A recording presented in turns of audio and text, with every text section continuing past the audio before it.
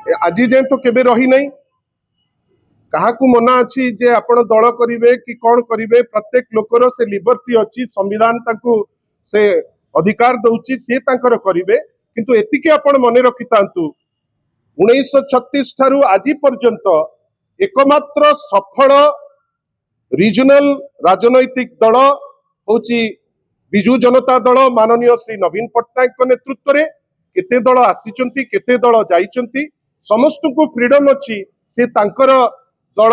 कौन ना देबे आज कौन गोटे ना देइचंती काली आउ कौन ना देबे से ना भी करंतु दल भी करंतु लोकंकर निष्पत्ति फाइनली आमे जानिचु जे जे काम करिवो जे तांको संगरे अछंती तांको लोके भल पाइबे सेति पई किए कौन दल कला से दल तांको तांको इच्छा सी तांकर करंतु किंतु एतिकी मने रखि थांतु जे लोके ओडिसार भारी सचेतन 36 मसियारू आज पर्यंत जातीय दृश्यपट देखंतु कि स्टेट रो दृश्यपट देखंतु एकमात्र राजनैतिक दल जोटा रीजनल पार्टी